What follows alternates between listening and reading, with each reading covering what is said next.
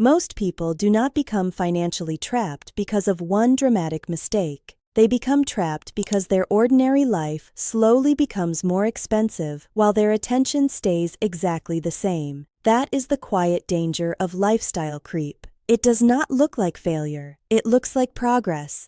It looks like finally getting the apartment you deserve, finally driving a car that does not embarrass you, finally ordering food without checking the price, finally buying the newer phone, finally saying yes to the trip, finally becoming the kind of person who does not have to think so much about every small purchase. And because it feels like relief, you do not question it. You tell yourself, I worked hard for this. You tell yourself, I earn more now. You tell yourself, this is not luxury. This is normal. But normal is one of the most expensive words in personal finance, because once your brain accepts a higher lifestyle as normal, it becomes very difficult to go back. A raise is supposed to give you more freedom, but for many people, a raise simply gives their old spending habits more room to expand. The paycheck gets bigger, but the pressure does not go away. The salary increases, but the bank account still feels fragile. The income rises, but the feeling of being behind remains. And the reason is simple. Your life upgraded faster than your margin. Margin is the gap between what comes in and what must go out. It is the space between your income and your obligations. It is the breathing room that lets you absorb an emergency without panic. It is the quiet power that lets you say no to bad deals, bad loans, bad timing, bad jobs, and bad decisions. Most people focus on income because income is visible, but margin is what protects you. Margin is what gives you options. Margin is what makes money feel like freedom instead of a faster treadmill. Lifestyle creep attacks that margin one reasonable decision at a time.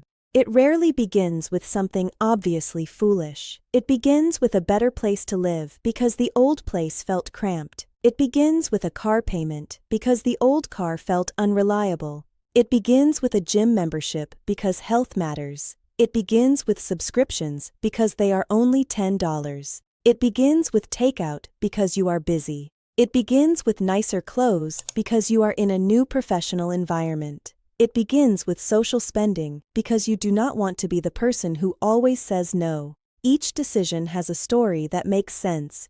Each one can be defended. Each one seems small compared with your income, but the danger is not one purchase. The danger is that small permanent upgrades become a new cost structure. A one-time splurge hurts once. A permanent upgrade charges you every month. This is why lifestyle creep is more dangerous than an expensive weekend.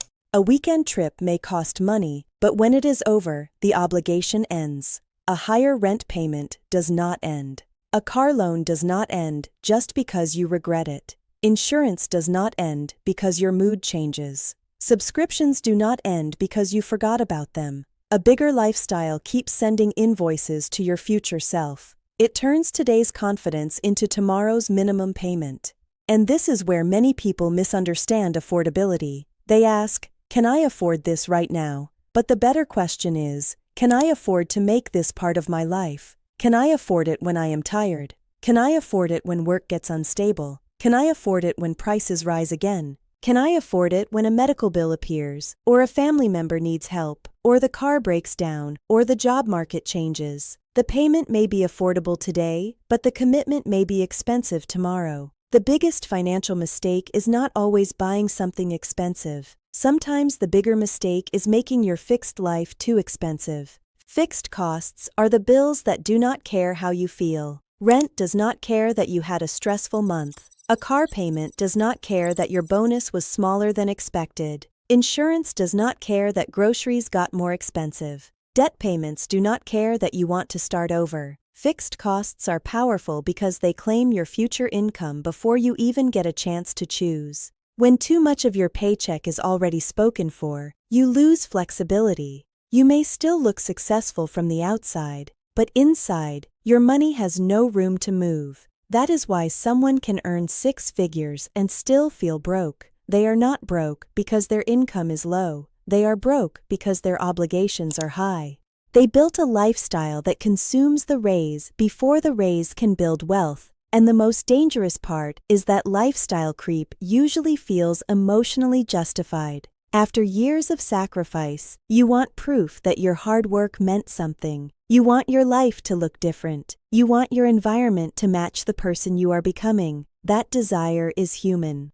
There is nothing wrong with wanting comfort, beauty, convenience, or enjoyment. The problem begins when every improvement becomes permanent, automatic, and unexamined. A nicer dinner is not the enemy. A life where every dinner must be nicer is the enemy. A vacation is not the enemy. A life where rest always requires spending is the enemy. A better apartment is not the enemy. A rent payment that removes your ability to save is the enemy. Money is not only math, money is identity. People do not just buy things. They buy a feeling about themselves. They buy belonging. They buy distance from an old version of their life. They buy proof that they are not struggling anymore. This is why lifestyle creep is so hard to see. It hides inside self-respect. It whispers, "You deserve this." And sometimes you do. But deserving something does not automatically mean it belongs in your budget. You can deserve comfort and still choose timing. You can deserve a nicer life and still protect your future. You can celebrate progress without letting progress turn into pressure. A raise should not become a permission slip for every desire that waited in the background. A raise should become a tool. If you do not decide what the raise is for before it arrives, your environment will decide for you. Advertisers will decide, friends will decide, comparison will decide, convenience will decide, the old stress will decide. The new money will disappear into the same emotional leaks that drained the old money. That is why one of the smartest things you can do when your income increases is to assign the increase before your lifestyle touches it. Decide what percentage goes to savings. Decide what percentage goes to investing. Decide what percentage goes to debt payoff. Decide what percentage goes to an emergency fund. Decide what percentage is truly for enjoyment. If you do not create a plan for the increase, your brain will quietly convert it into normal spending. And once that happens, saving the raise later will feel like a pay cut. This is the psychological trap. When you first receive more money, it feels extra. But after a few months, it feels necessary. The new income becomes the baseline. The upgraded lifestyle becomes expected. The extra room disappears. Then, when you try to save more, it feels like deprivation, even though only a short time ago you lived without that money. Your brain adapts faster than your bank account can grow. This is called hedonic adaptation. The thing that once felt exciting becomes ordinary. The purchase that once felt special becomes background noise. The apartment that once felt like an upgrade becomes just where you live. The car that once felt amazing becomes just your car. The subscription that once felt useful becomes invisible. But the payments remain visible. The excitement fades. The bill stays. That gap between fading excitement and lasting obligation is where lifestyle creep becomes expensive. The goal is not to reject every upgrade. The goal is to upgrade slowly enough that your financial foundation grows faster than your lifestyle. You do not have to live like you are broke forever. You just need to avoid spending like you are richer before you actually become secure. There is a difference between looking richer and becoming harder to break. Looking richer usually means higher visible consumption. Becoming harder to break means more cash, fewer required payments, stronger skills, better insurance, lower debt, and more choices. One gives you applause, the other gives you peace. One impresses people who are not paying your bills. The other protects you when life gets rough. If you want a simple rule, protect your fixed costs first. Keep housing, transportation, debt payments, insurance, and subscriptions low enough that one bad month does not turn into a crisis. The lower your fixed costs, the more powerful every dollar of income becomes. A person who earns $5,000 and needs $4,800 to survive is more fragile than a person who earns $4,000 and needs $2,500 to survive. The first person has a bigger paycheck. The second person has more freedom. That is why income alone is a weak measurement of financial health. Cash flow matters more. Flexibility matters more. The ability to absorb change matters more. People often say they need a bigger income, and sometimes they do. But if every increase is absorbed by a higher lifestyle, no income will ever feel like enough. You can outrun a low salary, but you cannot outrun a habit of expanding obligations to match every raise. This is why the first few years after a raise are so important. That is when your new money is still flexible. That is when you can decide whether the raise becomes freedom or furniture, investments or impulse, emergency savings or a more expensive routine. The earlier you capture the raise, the easier it is. The longer you wait, the more the money gets claimed by new habits. One useful test is to ask, is this upgrade temporary pleasure or permanent pressure? Temporary pleasure can be worth it when it fits your plan. Permanent pressure deserves more caution. Another test is to ask, would I still choose this if nobody could see it?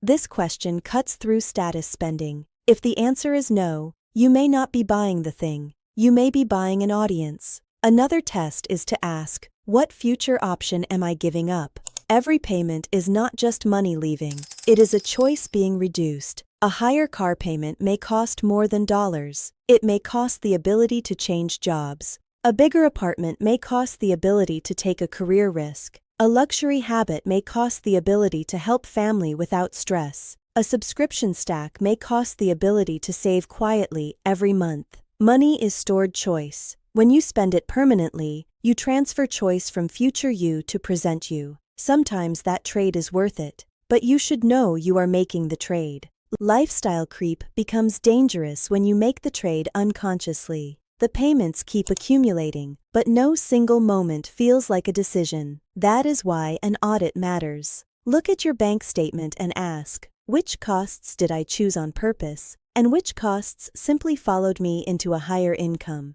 Look at your subscriptions. Look at delivery fees. Look at shopping patterns.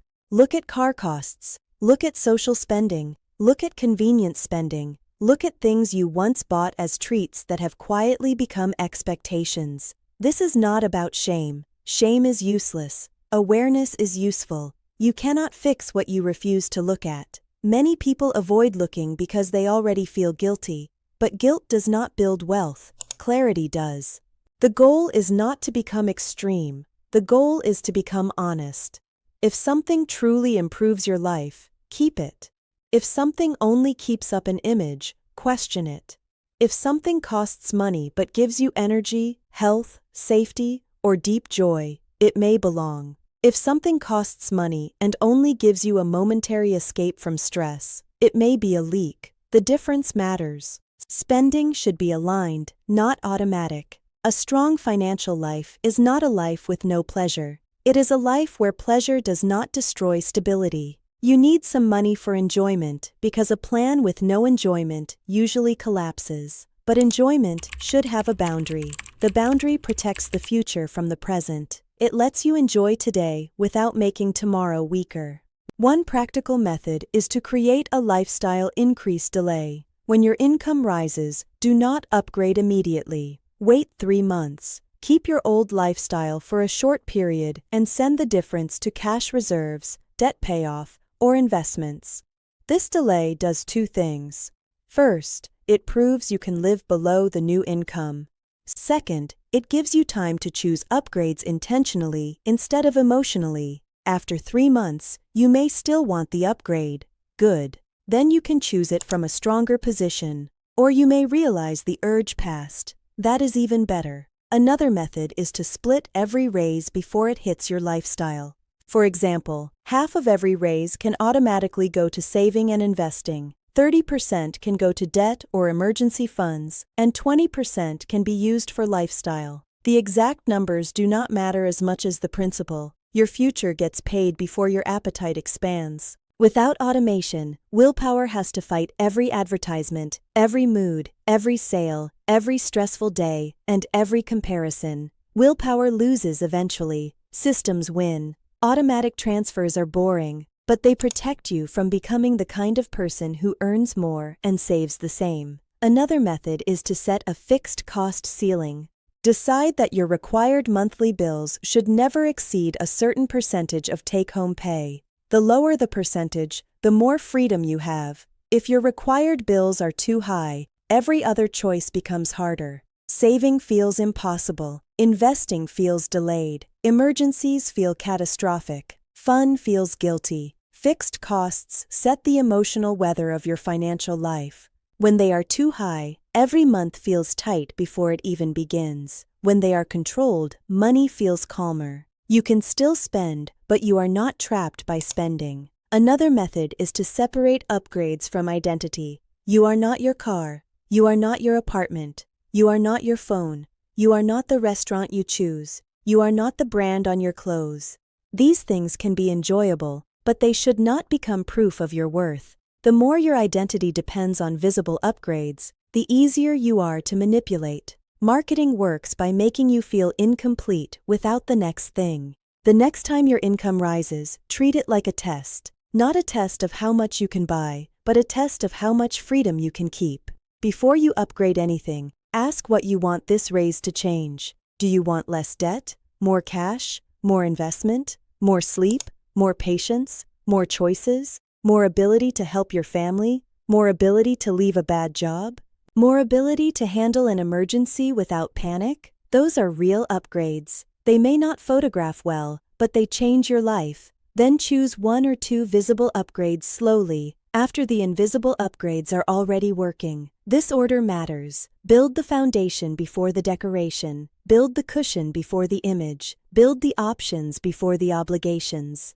Because if you reverse the order, the decoration becomes pressure, the image becomes expensive, and the obligations become the thing you work to maintain. A raise should make you less fragile. If it only makes you look more successful, you may be trading wealth for appearance. You do not need to reject comfort. You need to protect the space that comfort is supposed to create. You do not need to live small forever. You need to grow in a way that your future can afford. You do not need to impress everyone. You need to become difficult to break. That is the real goal, not to look rich for a moment, but to build a life that can absorb bad news. Not to buy every upgrade you qualify for, but to choose the upgrades that do not steal your freedom. Not to turn every raise into a new bill, but to turn every raise into more margin, more options, and more peace. Lifestyle creep is quiet, but your response can be deliberate. Keep some of the old life when the new income arrives.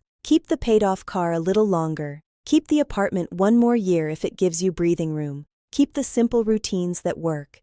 Keep the gap between what you earn and what you need. That gap may not impress anyone today, but one day it may save you. It may save you from debt. It may save you from panic. It may save you from a bad decision made under pressure. It may save you from staying stuck because every paycheck is already promised. The world will always offer you new ways to spend more. Your job is to decide which ones actually make you freer. If the upgrade makes your life better and your future stronger, choose it. If the upgrade makes your life prettier but your choices smaller, wait. The most powerful financial move after a raise is not immediately upgrading your life. It is protecting the raise long enough for it to become wealth. Because the point of earning more is not to become a more expensive version of the same stress. The point is to create distance between you and panic. The point is to buy back your time. The point is to make your life more stable, more flexible, and more yours. So before your next raise disappears into a new normal, stop and decide. Let some of that money become safety. Let some become assets. Let some become debt freedom. Let some become joy. But do not let all of it become another bill. A bigger paycheck should not make your cage nicer. It should help you open the door.